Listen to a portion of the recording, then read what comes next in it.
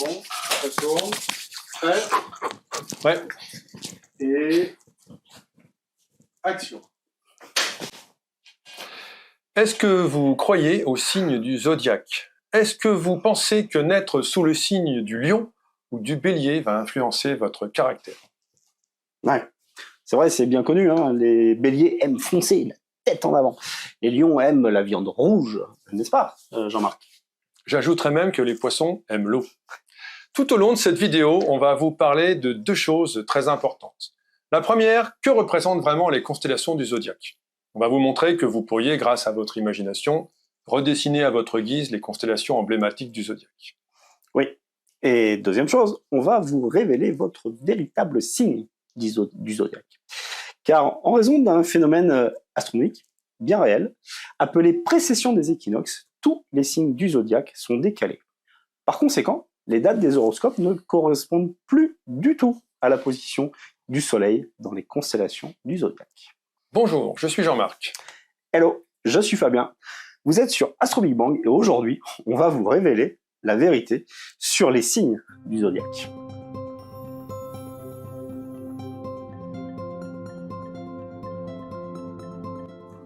Beaucoup de gens confondent astrologie et astronomie.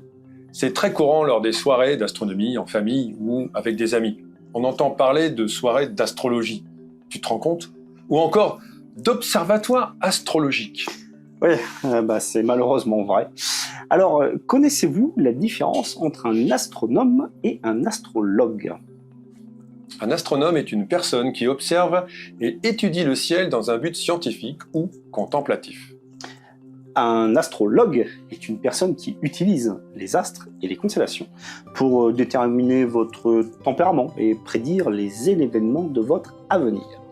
Vous voyez, ça n'a rien à voir. En tout cas, de nos jours. Effectivement. Parce que si vous aviez vécu il y a 2000 ans, l'astronomie et l'astrologie allaient de pair. Les astronomes étaient aussi astrologues, et leur travail consistait à prévoir les phénomènes célestes. Position des planètes, de la Lune, éclipses, comètes, etc. Comme les astronomes étaient ceux qui connaissaient le mieux le ciel, on se référait à eux pour savoir si, à l'époque, les astres pouvaient avoir une influence sur la vie des humains. Qui n'a pas entendu parler de l'apparition de comètes annonciatrices de guerre ou d'épidémies? Les gens, le peuple et les souverains, pour la plupart ignorants dans ce domaine, croyaient à la lettre les dires des astronomes astrologues. Un beau métier. L'ancêtre des influenceurs, en quelque sorte. Mais attention, il ne fallait pas raconter n'importe quoi, sans quoi on risquait sa place et même sa vie.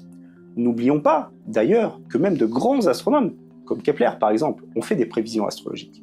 La principale raison à cela, c'était que les puissants les payaient pour cela, mais pas pour leur véritable travail en astronomie. C'était donc une source de revenus dont ils ne pouvaient se passer. De nos jours, la science a énormément progressé, et tous les phénomènes mystérieux de l'époque alors observés dans le ciel ont été depuis expliqués scientifiquement. Les comètes sont des objets glacés du système solaire qui n'influencent aucunement la Terre, les éclipses sont des exemples parfaits de l'application de la mécanique céleste, et les planètes courent parmi les constellations du zodiaque sur la voûte céleste par effet de perspective vue depuis la Terre.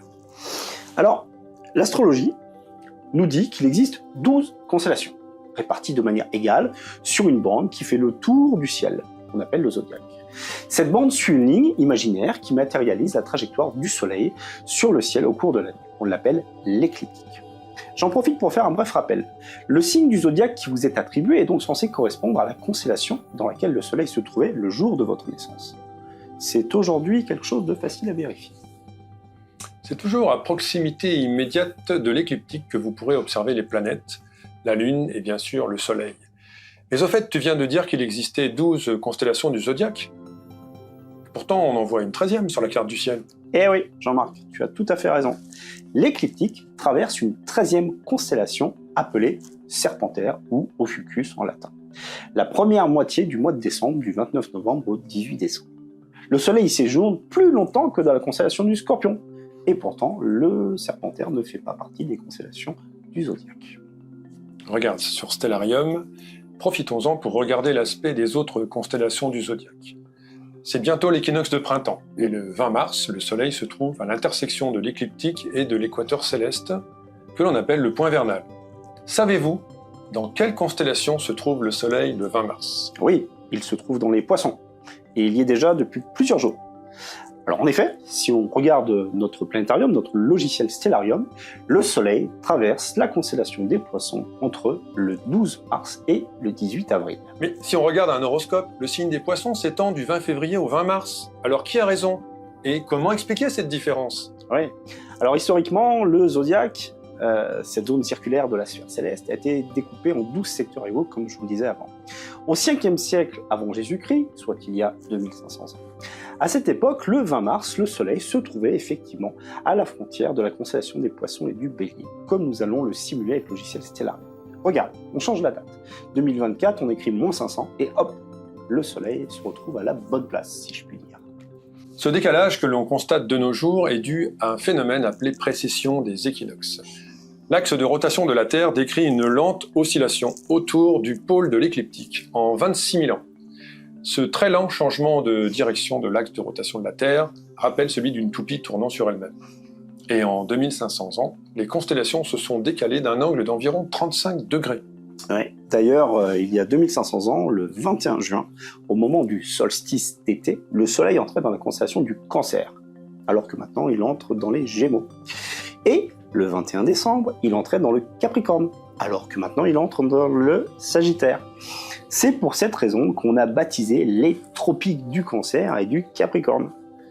Et oui, et si on voulait être parfaitement exact de nos jours, il faudrait les renommer tropiques des Gémeaux et tropiques du Sagittaire. C'est ça. C'est bizarre. Ouais, ça serait amusant. Le découpage historique du zodiaque constitue ce que l'on appelle l'astrologie tropicale. C'est la plus connue et encore suivie de nos jours par la majorité des astrologues. L'astrologie tropicale est appliquée lorsque vous consultez un horoscope dans votre magazine préféré, et alors que c'est biaisé. Les astrologues ont pourtant remarqué que les signes s'étaient décalés dans le temps. Ce n'est pas très connu, mais certains en tiennent compte, ainsi que de la 13e constellation du zodiaque. On parle alors d'astrologie sidérale. Je ne savais pas, ils ne doivent pas être nombreux. Non. Mais revenons à nos signes du zodiaque. Nous étions dans les Poissons, que le Soleil traverse donc du 12 mars au 18 avril. Si vous êtes né entre ces dates, vous êtes du signe des Poissons, selon l'astrologie sidérale. Et en ce qui concerne la forme de la constellation des Poissons, dont l'origine remonte à la Mésopotamie, un millénaire avant Jésus-Christ, elle représentait à l'origine un poisson et un oiseau reliés par la queue. Puis, après, 2 poissons attachés également par la queue. Mais comme elle ne contient aucune étoile brillante, cette constellation très discrète est vraiment difficile à reconnaître et disparaît complètement aux abords des villes à cause de la pollution lumineuse. Difficile à voir. La constellation suivante contient 4 étoiles représentant un bélier. Et oui, cet animal est en fait Chrysomalos, le bélier ailé volant de la mythologie, connu pour sa toison d'or, que Jason et ses argonautes sont partis récupérer auprès d'Éthès, le roi de Colchide. Personnellement, nous trouvons que ces étoiles ne dessinent absolument pas un bélier, puisqu'elles ressemblent à un petit triangle aplati. Mais bon, le Soleil traverse cette constellation entre le 19 avril et le 13 mai. Le 14 mai, le Soleil entre ainsi dans la constellation du Taureau, et il reste jusqu'au 20 juin, veille du solstice d'été. Nous avons déjà évoqué le Taureau lors d'une précédente vidéo, souvenez-vous, les Pléiades, si chères à Fabien. Eh oui. On retrouve l'origine du Taureau céleste à travers plusieurs légendes. Retenons celle de la mythologie grecque, où le taureau pourrait être soit la forme animale utilisée par Zeus, encore une fois, afin de commettre le rapt de la nymphe Europe, soit le taureau blanc, envoyé par Poséidon à Minos. Les étoiles principales sont censées représenter sa tête et ses cornes. Franchement, difficile de reconnaître l'animal, quand même. Le 21 juin, jour du solstice d'été, le Soleil entre dans les Gémeaux, où il restera jusqu'au 19 juillet. Les Gémeaux, Castor et Pollux, fils de Zeus et de Léda, sont symbolisés par un grand rectangle d'étoiles. C'est une représentation assez cubique, finalement, digne de Picasso. Passons au signe suivant, qui est appelé le Cancer. Traversé par le Soleil entre le 20 juillet et le 9 août, il s'agit d'un petit crabe. Et c'est probablement un personnage secondaire issu des 12 travaux d'Hercule. Hercule aurait écrasé le crabe avec son pied lors du combat avec l'Hydre. Cette constellation est très difficile à reconnaître, car elle ressemble à un triangle centré sur une tache floue qui est l'amas ouvert de la crèche M44. Personnellement, je trouve que la constellation du Cancer rappelle la forme du convecteur spatio-temporel dans le film Retour vers le futur. Waouh. Et oui, c'est celui qui est installé dans la voiture, la DeLorean. Ouais. Regarde. Ouais, je vois bien, c'est amusant. Mais je pense que les Grecs de l'Antiquité ne connaissaient pas la DeLorean. Mais non. Entre le 10 août et le 16 septembre, le Soleil traverse la constellation suivante, c'est-à-dire le Lion. C'est le fameux lion de Némée combattu par Hercule lors du premier de ses 12 travaux qu'il a dû accomplir. Le lion était immense et sa peau tellement épaisse qu'elle ne pouvait être transpercée par une flèche. La lutte a donc duré plusieurs mois avant que Hercule ne finisse par étrangler le lion géant sous ses bras puissants. Wow. Et est-ce que vous voyez un lion d'ailleurs? Ou est-ce que la forme vous rappelle un cintre ou encore un vieux fer à repasser? La version ancienne de la constellation du Lion était rattachée à l'actuelle chevelure de Bérénice, ce petit regroupement d'étoiles faibles en forme de triangle. Cette tache mal définie représentait le pompon de la queue du lion. Après le lion, voici la Vierge.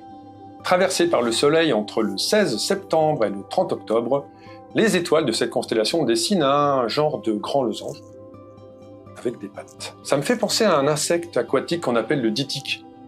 Celui qui flotte sur l'eau, qui marche sur l'eau. Ouais. Et pas du tout à une jeune femme. On saluera au passage l'imagination débordante de celui qui a créé cette constellation. Ouais. La constellation de la Vierge représente effectivement une jeune femme tenant un épi d'orge, c'est joli, symbolisant la fertilité et les récoltes. Il y a 2 millénaires, alors que le Soleil se trouvait réellement dans cette constellation au mois d'août. Et l'étoile principale s'appelle justement l'épi. Oui. Le 31 octobre, le Soleil sort de la constellation de la Vierge pour entrer dans la Balance. Il y reste jusqu'au 23 novembre. La Balance symbolise la justice, mais également l'équinoxe d'automne où le jour et la nuit sont de durée égale. Parmi les nombreuses interprétations possibles, citons celle des Grecs de l'Antiquité où cette constellation était vue comme la Balance où Zeus plaça le sort des Grecs et des Troyens pendant la guerre de Troie. Et pourtant, la Balance est une petite constellation constituée de 4 étoiles peu lumineuses formant un trapèze. Et il faut vraiment prêter attention pour la discerner, car elle ne contient aucun astre de première grandeur. Et si vous êtes sous un ciel avec de la pollution lumineuse, malheureusement, quasiment impossible. L'imaginaire est donc sans limite. Exactement. Et vient ensuite la belle constellation du Scorpion. C'est le fameux Scorpion qui a combattu sans relâche le chasseur Orion dans la mythologie grecque. Les dieux les ont placés à l'opposé l'un de l'autre dans le ciel, de façon à éviter qu'ils ne se rencontrent à nouveau. Lorsque le Scorpion se lève, Orion se couche, et lorsque Orion se lève, le Scorpion se couche. Le Scorpion est une magnifique constellation située très bas sur l'horizon depuis la France métropolitaine. Dans le nord de la France, la partie inférieure de la queue de l'animal est invisible, car trop près de l'horizon. Ouais. Pour bien la voir, il faut voyager dans le sud de l'Europe, ou mieux encore, sous les tropiques ou dans l'hémisphère austral, où il est... Voilà. Mais même dans le sud de la France, on le voit pas trop mal. Pour une fois, le dessin des étoiles est bien marqué, et on peut effectivement reconnaître un scorpion avec ses pinces et son corps recourbé. Le Scorpion a beau être une belle et grande constellation, le Soleil n'y séjourne que 6 jours, du 24 au 30 novembre, c'est très bref. C'est un peu une arnaque. Oui, c'est bien peu. Mais peux-tu nous expliquer pourquoi le Soleil reste aussi peu de temps dans le Scorpion? Pour ne pas se faire piquer, je pense. Ah oui. Non, cette constellation est en réalité située en dessous de l'écliptique, cette fameuse ligne. Et la trajectoire du Soleil ne traverse que les pinces du Scorpion, situées dans la partie septentrionale de la constellation. En revanche, c'est dans la constellation d'Ophiuchus, également appelée Serpentaire, que le Soleil continue sa course entre le 1er et le 18 décembre. Donc, si vous êtes né entre le 1er et 18 décembre, révélation. Votre signe astrologique sidéral est le Serpentaire. Et peut-être que je viens de vous apprendre que vous êtes du signe du Serpentaire, alors dites-le nous en commentaire. Dans la mythologie grecque, Ophiuchus, le Serpentaire, représente un personnage, Asclépios, fils d'Apollon, qui reçut le don de guérison après avoir sauvé de la mort un serpent malade. C'est comme cela qu'il est représenté dans le ciel, comme ça, debout avec son serpent. Il était tellement bon médecin qu'il était capable de ressusciter les morts. Ça, c'est sûr qu'un médecin comme ça, il devait y avoir du temps d'attente pour les consultations. Il ne devait pas être conventionné. Non. Bon, et, malheureusement, ça n'a pas plu à Hadès, le dieu des enfers, qui pensait que son business allait faire faillite. Et oui, plus de morts, plus de travail en enfer. Et c'est Zeus, encore lui, qui a foudroyé Asclépios à la demande de son frère Hadès, pour finalement regretter son geste a posteriori.